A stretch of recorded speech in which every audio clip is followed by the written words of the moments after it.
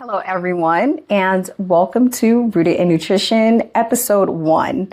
In this episode, I want to introduce myself so you all can get to know me a little bit better. So again, my name is Adrienne, LA native, registered dietitian in training. Some things about me: I love trail races. I love a good trail race. I love cooking and collecting cookbooks, and friends and family. They are so important to me. They're my village and my support. I would not be here sitting here in front of you if it had not been the support of my friends and my family. So thank you for that. But one thing when it comes to food, I do believe that food is so much more than calories, macros, or even rules. And thinking about it, my journey with food started in my family's kitchen. Standing beside my mom, a proud Louisiana Creole woman, I feel like I need to grab a handkerchief and do a second line in her honor. It brings back so many memories. And from my mom, I learned that food is how we cook, connect, celebrate, and how we care for one another. Some of my earliest memories about food did not come from a textbook. It came from watching my mom in the kitchen, trying new recipes, doctoring something up, and just seeing how a meal could bring people together. The kitchen for her, it was like her laboratory because she experimented with new recipes all the time while keeping up, with family traditional recipes. But it was also her playground. She had so much fun cooking and being in the kitchen. And for me as a kid, the kitchen was the most magical place I could have ever imagined. And if I close my eyes really hard, I can see myself, young Adrienne, in the kitchen, standing next to my mom, peeling garlic, smelling those aromas, listening to the sounds of the pots and the pans. Our pots and pans, they worked overtime, let me tell you that. And all of these childhood memories and the experiences with my mom, it shaped my appreciation for how culture, tradition, family, and history influence how we eat and how we think about our health. And those moments right there, that sparked my interest in nutrition. I just didn't know it then, or I don't even think I have the words for it. And when I finally went to college, it was in my mid-20s. I've always been a non-traditional student, and believe me, it has been a slow and steady pace. Do you remember the story with the tortoise and the hare? I am definitely that tortoise, taking things very, very slowly. And starting college, it wasn't always easy. I would take 2 steps forward, 10 steps backwards. It was definitely a roller coaster and not a straight line. Because let me tell you, when I first started in college, and this was in 2004, I attended a community college. I took a child psychology course and a psychology course and child development class. I failed. And when I say I failed, I failed. I even have the 2 Fs from those classes on my transcript. And so because of this, I slammed the door on education. I slammed the door on going back to school because I just felt that, I was so embarrassed. I felt inadequate, and I was angry at myself for not being smart enough. But, looking back now, I know it wasn't intelligence that I was lacking. I just didn't know what I didn't know. And let me take a minute to pause.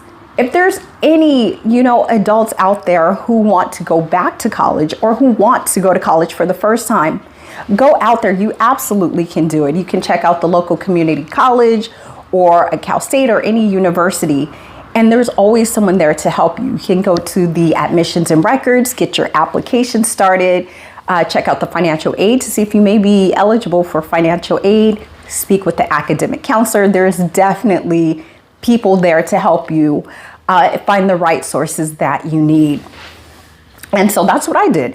Eventually, I got organized and I got the resources that I needed. And I returned back to college, starting at the starting line again. But this time I was better prepared, I was more focused, and I was ready to face all of the fears and the insecurities that once held me back. I had to get out of my comfort zone. And if anybody knows me personally, doing this podcast, I'm definitely out of my comfort zone. But as a future dietitian, I feel that me being out of my comfort zone, that can take a backseat because I feel there's so much valuable information and there's so much confusion when it does come to nutrition. So here I am. Here I am. And, back to when I was in college, the path was not perfectly straight, as I mentioned.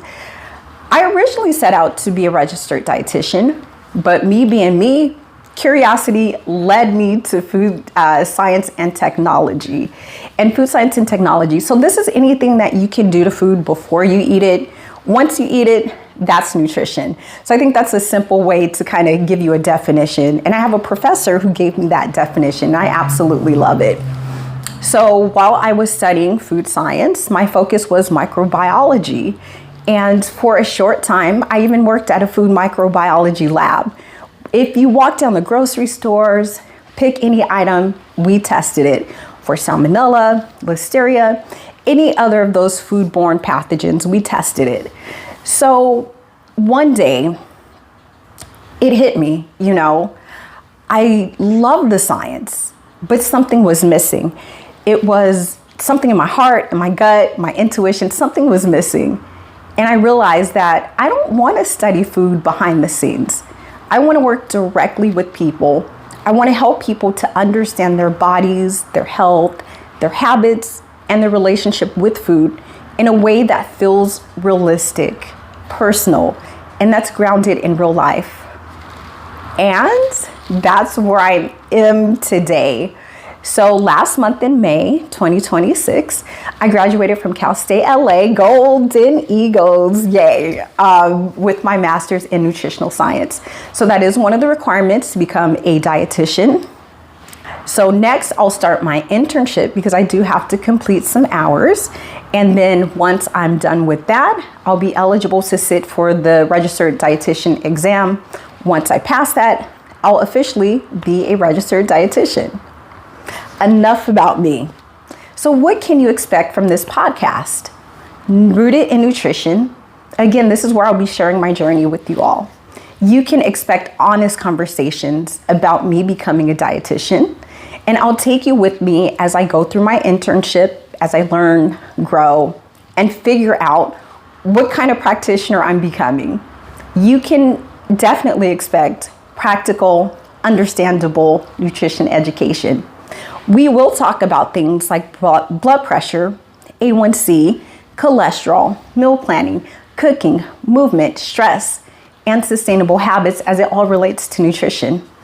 We'll sprinkle in a little history and some cookbook stories, and we're definitely going to talk about conversations about personalization because there is no one size fits all version of health. One of the most important things is transparency. I'm not here to pretend that I have it figured all out. I'm here to build, learn, grow, and hopefully create a space where you can do the same. So with that said, thank you so much for spending time with me on this very first episode of Rooted in Nutrition. I hope today's conversation was meaningful and that you got to know me a little bit better. And if this episode did resonate with you, please feel free to share it with someone who may need it. And come back to the table next week so we can continue the conversation. So as I always say, have a good morning, have a good evening, whenever you're listening or watching this. Until next time, please take care of yourselves and stay rooted.